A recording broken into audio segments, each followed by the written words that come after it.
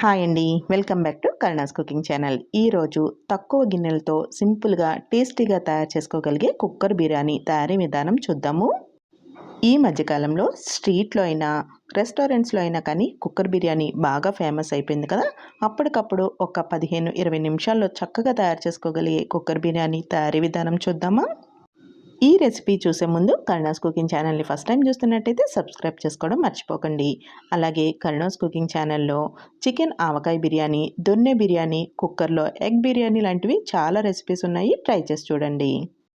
ముందుగా కుక్కర్లో 4 టేబుల్ స్పూన్లు నెయ్యిని కరిగించుకుని, నెయ్యి కరిగిన తర్వాత 6 లవంగాలు, 1/2 ఇంచ్ దాల్చిన చెక్క, 2 యాలకులు, 4 మిరియాలు, కొంచెం రాతి పువ్వు, చిన్న ముక్క జాజికాయ, 4 మరాఠీ మొగ్గలు, 6 జీడిపప్పు, 2 బిర్యానీ ఆకులు, 2 ఎండుమిరపకాయలు వేసుకుని వేయించుకోవాలి.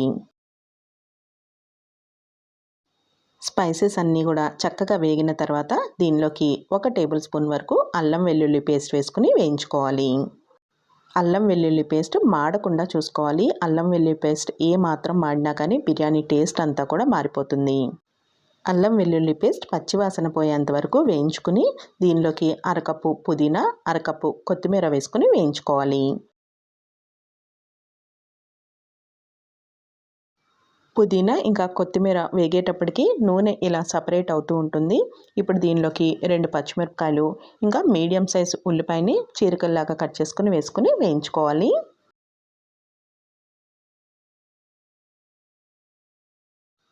ఉల్లిపాయ ముక్కలు చక్కగా మగ్గిన తర్వాత మళ్ళీ నూనె ఇలా సపరేట్ అవుతూ ఉంటుంది. ఇప్పుడు దీనిలోకి 1 table spoon garam masala powder వేసుకోవాలి. గరం మసాలా పౌడర్ వేసిన తర్వాత ఒకసారి గరిటతో కలుపుకొని కడిగిన బాస్మతి రైస్ 1/2 కేజీ వేసుకోవాలి.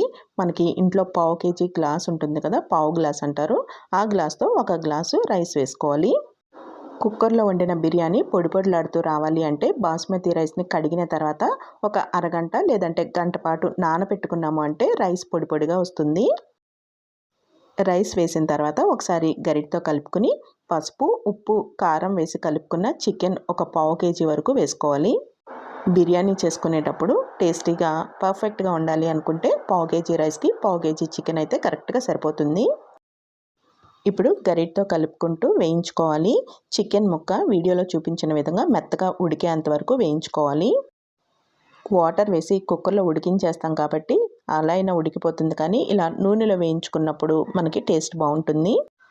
చికెన్ ముక్క ఇలా 70% వరకు ఉడికిన తర్వాత దీనిలోకి 1.5 గ్లాసు నీళ్లు వేసుకుని ఉడికించుకోవాలి. 1/2 గ్లాస్తో రైస్ వేసుకున్నాం కాబట్టి 1 గ్లాసు రైస్కి 1.5 గ్లాసు నీళ్లు వేసుకోవాలి. ఒకసారి బాగా కలుపుకుని నీళ్లు కొంచెం ఇలా మరిగించుకోవాలి. ఇప్పుడు దీంట్లోకి రుచికి సరిపడా ఉప్పు వేసుకుని కలుపుకోవాలి. ఉప్పు వేసిన తర్వాత ఒకసారి గరిటతో కలుపుకుని 1 నిమిషం పాటు ఉడికించుకోవాలి. ఇప్పుడు టేస్ట్ చెక్ చేసుకోవాలి. మనం ఈ నీళ్ళని టేస్ట్ చేసినప్పుడు కొంచెం ఉప్పుగా ఉండాలి.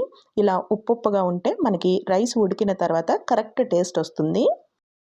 నీళ్లు ఇలా మరుగుతున్నప్పుడు స్టవ్ని లో ఫ్లేమ్లో పెట్టుకుని మూత పెట్టుకుని 2 విజిల్స్ వేయించుకోవాలి. 2 విజిల్స్ వేసిన తర్వాత స్టవ్ ఆఫ్ చేసేసుకుని ప్రెషర్ పోయిన తర్వాత మూత తీసుకోవాలి. చూసారు కదా, కుక్కర్లో చేసిన కానీ పొడి పొడిలాడుతూ చక్కగా వచ్చింది. తక్కువ టైంలో సింపుల్గా బిర్యానీ తయారు చేసుకోవాలి అనుకున్నప్పుడు ఇలా ట్రై చేసి చూడండి, టేస్ట్ కూడా చాలా బాగుంటుంది. మరి కుక్కర్ బిర్యానీ రెసిపీ నచ్చినట్టయితే కరుణాస్ కుకింగ్ ఛానల్ని సబ్స్క్రైబ్ చేసుకోవడం మర్చిపోకండి. Thank you for watching Karuna's cooking channel.